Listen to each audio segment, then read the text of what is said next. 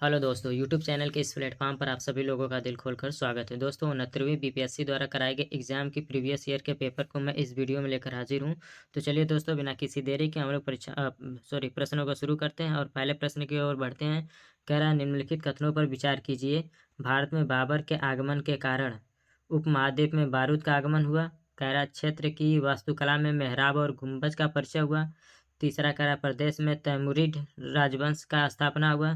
और चौथा करा है, युद्ध में तोपों की शुरुआत हुई। ठीक है दोस्तों, तो आपको बताना है कि भारत में बाबर के आने के बाद ऐसे कौन कौन सी घटनाएं हुई थी। ठीक है दोस्तों, तो चलिए इसमें हमारा कुछ कूट है। तो सबसे पहले आप देख लीजिए कि इसमें से क्या सही होगा। ठीक है दोस्तों, तो क्या महाद्वीप में बारूद का आगमन हुआ? जी नहीं, ऐसा कोई बात नहीं है। क्या बाबर के आने के बाद हुआ है? क्षेत्र की वास्तुकला मेहराब और गुंबज का परिचय, तो ये भी नहीं है दोस्तों। ठीक है, प्रदेश में तैमूर राजवंश की स्थापना, हाँ ये सही है। युद्ध में तोपों की शुरुआत, हाँ बाबर ने किया था। तो यानी कि 3 और 4। तो दोस्तों आप देख रहे हैं ऑप्शन नंबर ए में ये है 3 और 4। तो दोस्तों हमारा पहले प्रश्न का क्या हो जाएगा? तो ऑप्शन नंबर ए सही हो जाएगा। ठीक है दोस्तों, चलिए आगे बढ़ते हैं। प्रश्न दूसरा हमारा, किस बंदरगाह को मुगल काल के दौरान बाबुल मक्का या मक्का का द्वार कहा जाता था? ठीक है दोस्तों, सूरत को, कैम्बे को, ब्रोच को या कालीकट को? ठीक है दोस्तों, तो किसको कहा जाता? तो हमारा ऑप्शन नंबर क्या हो जाएगा? 2 का ए सही हो जाएगा, सूरत को। ठीक है दोस्तों, मुगल काल में बाबुल मक्का या मक्का द्वार के नाम से जाना जाता था। चलिए प्रश्न नंबर 3 है हमारा कि अष्टप्रधान मंत्री परिषद थी चोल प्रशासन में, मराठा प्रशासन में, विजयनगर प्रशासन में या गुप्त प्रशासन में? तो तीसरा का क्या हो जाएगा दोस्तों? सभी लोग जानते हैं किसमें, तो मराठा प्रशासन में अष्टप्रधान की प्रधानता थी। प्रश्न हमारा 4 है, बोधिसत्व पद्मपाणि की पेंटिंग स्थित है एलोरा में, असंता में, बादामी में या बाग में? ठीक है दोस्तों, तो 4 नंबर प्रश्न की बात किया जाए दोस्तों, तो 4 नंबर प्रश्न का हमारा जो सही जवाब हो जाएगा, हमारा ऑप्शन नंबर बी क्या, अजंता हो जाएगा। दोस्तों अजंता की गुफा और एलोरा की गुफा कहाँ कहाँ है दोस्तों? कहाँ है आप लोगों को बताना है। ठीक है दोस्तों, चलिए 4 तक हमारा प्रश्न हो गया। हम लोग प्रश्न नंबर 5 की तरफ बढ़ते हैं। और प्रश्न हमारा 5 है, कह रहा है निम्नलिखित कथनों पर विचार कीजिए। फाहियान एक चीनी तीर्थयात्री था जो हर्ष के शासनकाल के दौरान भारत आया था।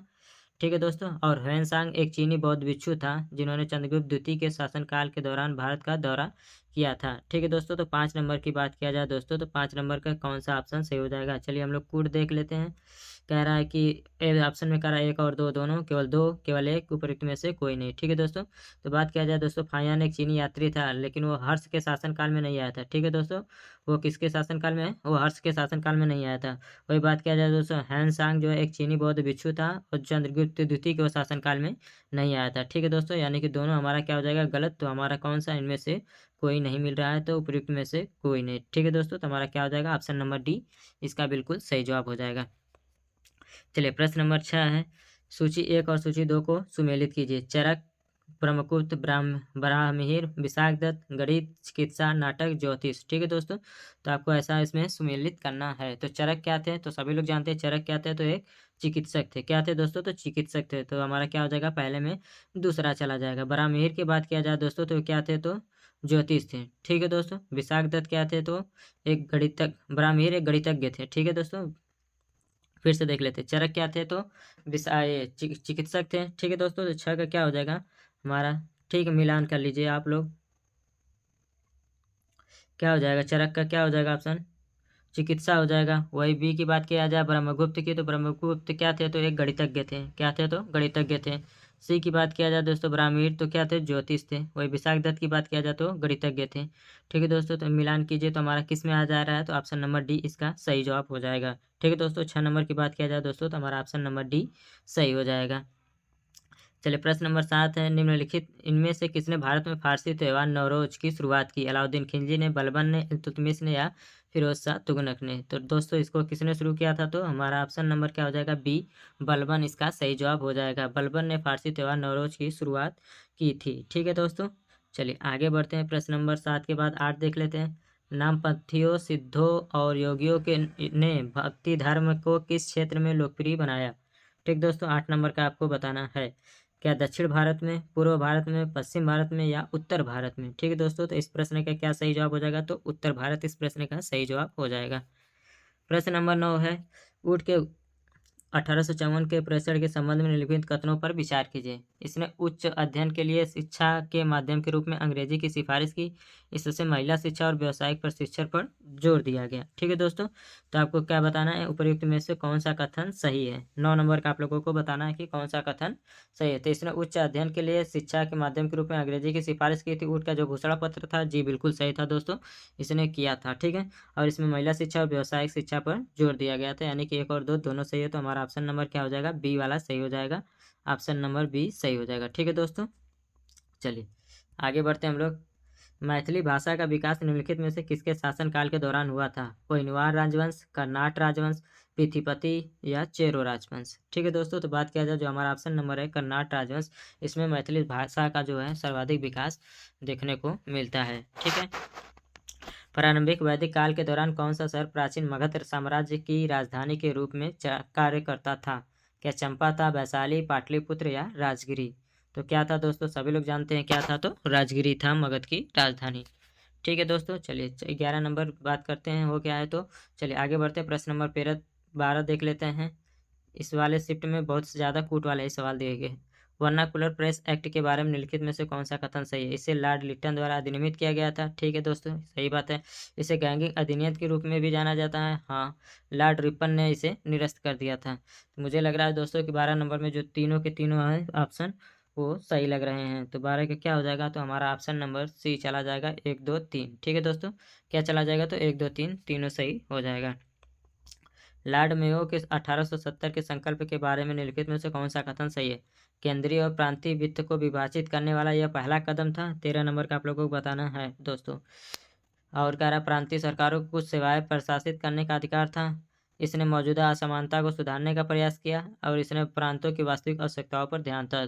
तो दोस्तों इसमें से जो है चारों ऑप्शन सही है। ठीक है दोस्तों, क्या है, तो चारों ऑप्शन सही है। तो हमारा कौन सा ऑप्शन चला जाएगा, ठीक है दोस्तों, तो सी वाला चला जाएगा। क्या चला जाएगा दोस्तों, तो सी वाला इस प्रश्न का सही जवाब हो जाएगा। चारों ऑप्शन इस करेक्ट है। ठीक है दोस्तों, चलिए आगे बढ़ते हैं। 14 देख लेते हैं हम लोग। राजनीति की प्रारंभिक पुस्तक नीतिसार किसके द्वारा लिखी गई है। पुस्तक नीतिसार के बारे में पूछ रहा है। क्या चरक ने लिखी है, कामोदक ने, कौटिल्य या इनमें से कोई नहीं। तो 14 नंबर की बात किया जाए दोस्तों, तो नीतिसार की जो है कामोदक ने लिखी है। ठीक है दोस्तों, किसने, तो कामोदक ने लिखी है।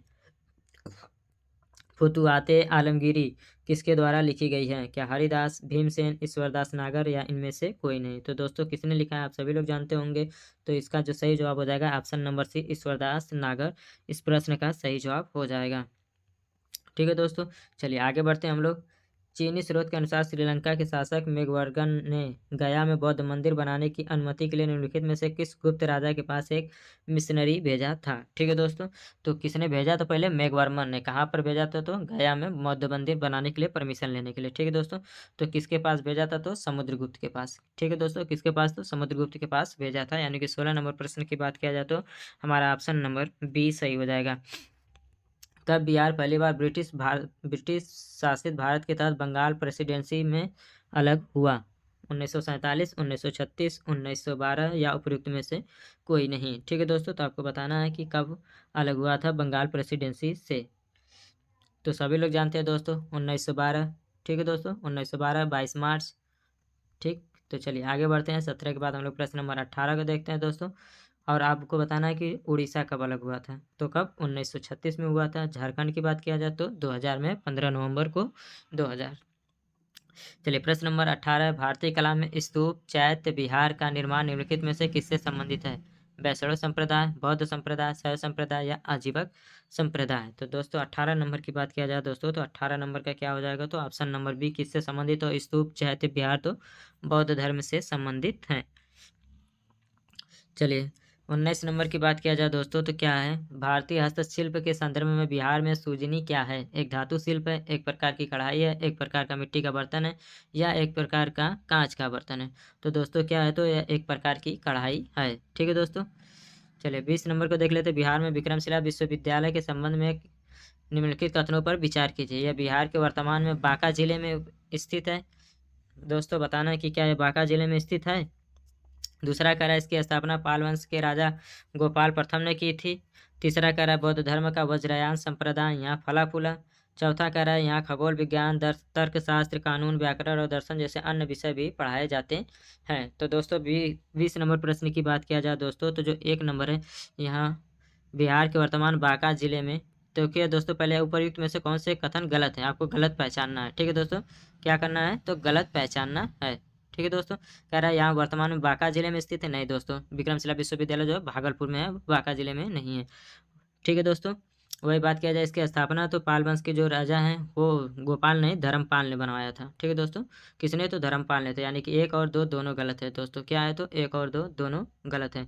चलिए, बौद्ध धर्म का जो वज्रयान संप्रदाय फला फुला यहीं पर है, तो हाँ ये सही हो जाएगा। यहाँ खगोल विज्ञान तर्कशास्त्र जैसे विषय पढ़ाए जाते हैं, बिल्कुल। तो जैसा 3 और 4 वाले में ऑप्शन में हम लोग चलेंगे दोस्तों। ठीक है दोस्तों, कौन सा हो जाएगा, तो 3 और 4। तो उपयुक्त में से ऐसा कोई ऑप्शन नहीं है। ठीक है दोस्तों, क्या हो जाएगा, तो उपयुक्त में से ऐसा कोई भी ऑप्शन नहीं है जो इस प्रश्न का मेल खाता हो। तो 20 का क्या हो जाएगा, हमारा ऑप्शन नंबर, सॉरी 2 तो गलत हुआ है ना, तो एक पहला और दूसरा गलत था, तीसरा और चौथा सही है। तो गलत ही पूछा है, तो पहला और दूसरा इसका सही जवाब हो जाएगा, हमारा ऑप्शन नंबर ये सही हो जाएगा इस प्रश्न का। चलिए 21 नंबर को देख लेते हैं। निम्नलिखित में से कौन सा राष्ट्रीय वन्यजीव अभ्यारण्य बिहार में है। वाल्मीकि राष्ट्रीय उद्यान, दुधवा राष्ट्रीय उद्यान, गजनेर वन्यजीव अभ्यारण्य, भीम बांध वन्यजीव अभ्यारण्य। ठीक है दोस्तों, तो बात किया जाए बिहार में राष्ट्रीय उद्यान या वन अभ्यारण्य दोनों की बात कर रहा है, तो राष्ट्रीय उद्यान बिहार में है, जो कहाँ है, पश्चिमी चंपारण में। वही भीम बांध वन्यजीव अभ्यारण्य की बात किया जाए तो ये भी कहाँ है, तो बिहार में ही है। यानी कि हमारा पहला और चौथा जिस ऑप्शन में होगा वो सही हो जाएगा।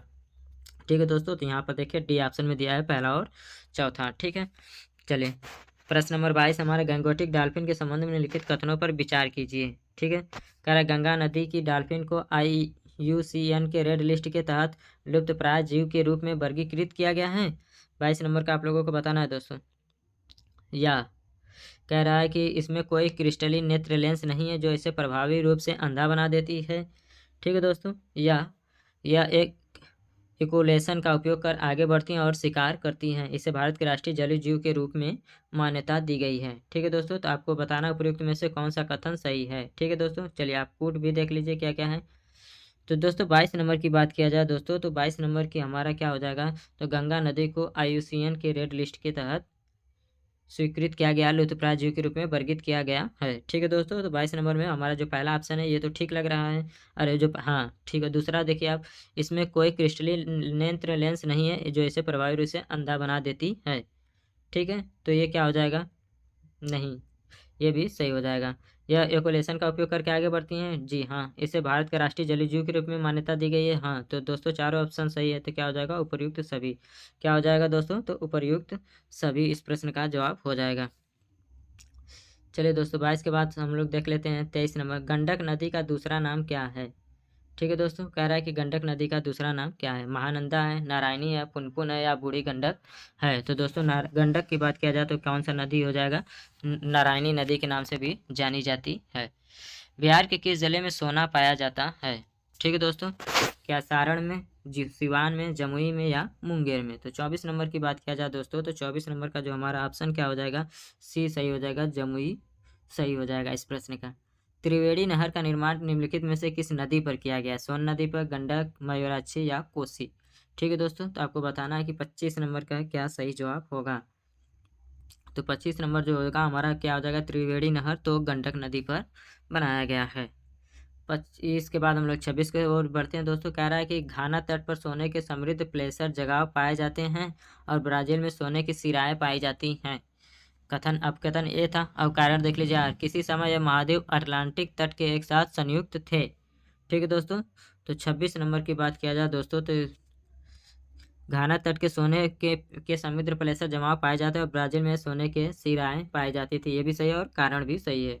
तो देखिए दोनों में कौन सा सही है, तो ए आर दोनों सही है। ठीक है दोस्तों, और आर जो है एक ही व्याख्या करता